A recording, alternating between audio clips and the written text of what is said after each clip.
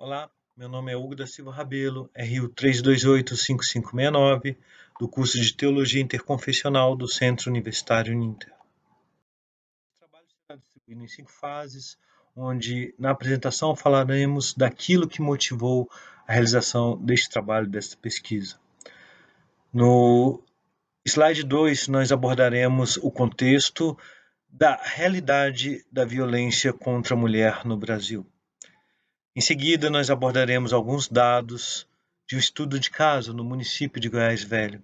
Em seguida, teremos os dados do Distrito Federal e faremos alguma comparação para sabermos se há similaridades. Por fim, teremos a conclusão com as soluções.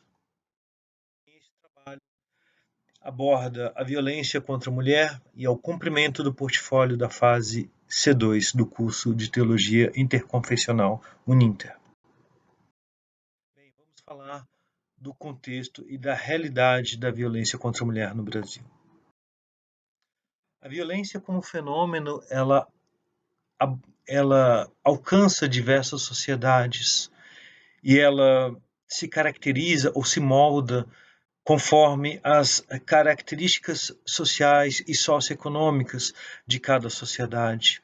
E ela tem maior ou menor grau e adquire diferentes expressões conforme as características da população nas quais os eventos são observados. Especificamente contra a mulher, ela adota algumas expressões como física, moral, psicológica, sexual e mesmo contra o patrimônio. A violência contra a mulher é um dos problemas que mais crescem no Brasil e este problema é bastante noticiado tanto pela mídia quanto pelo mundo acadêmico e cada vez tem se tornado mais endêmico no país. É importante observar que a cada 2 horas uma mulher é assassinada no Brasil. A cada 2 minutos, 5 mulheres são violentamente agredidas. 30% das mulheres já sofreram algum tipo de violência doméstica. O parceiro, o marido ou namorado, é o responsável por mais de 80% dos casos. Machismo, com 46%, e alcoolismo, com 31%, são os principais fatores apontados. E 68% das mulheres evitam denunciar seu agressor por medo. Alguns dados de Goiás Velho, entender se há similaridade com o Distrito Federal. Bem, nós queremos entender se há similaridades para podermos concluir se é um problema de alcance nacional. As similaridades, vamos observar. 79,24% dos autores são maridos, namorados, companheiros, parentes ou filhos, ou seja, possuem um percentual similar com os dados nacionais. Os 4 maiores tipos de violência são por ordem: física, psicológica, moral, sexual e patrimonial. Como nós falamos, expressões diferenciadas da violência, de acordo com a população, no caso, feminina. 41,5% das vítimas estão entre 18 a 35 anos. Os bairros com maiores incidências de autores de agressão estão nos bairros Aeroporto, Centro e São Vicente. Esses são os dados de Goiás Velho. Vamos abordar agora os dados do Distrito Federal. O Distrito Federal é a capital campeã dos casos de violência doméstica em 2019. Teve um crescimento de 7,1% quando comparamos com 2018.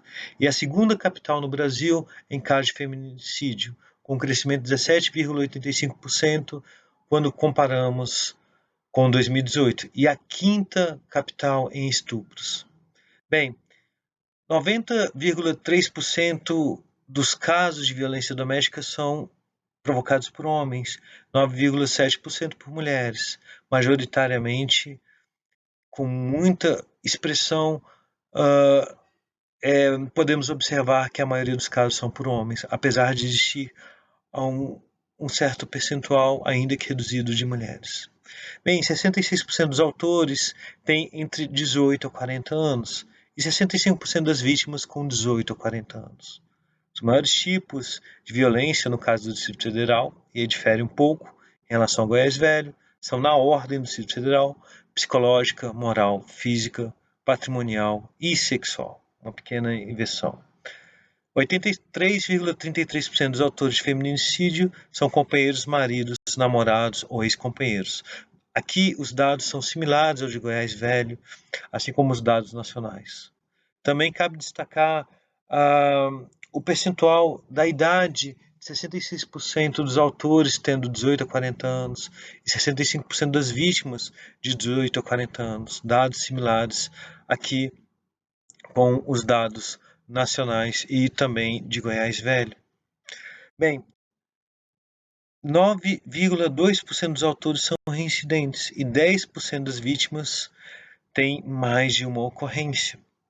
E os bairros que registram mais agressões no Distrito Federal são Ceilândia, Planaltina e Samambaia. Observando esses dois casos, podemos notar que há várias características em comum.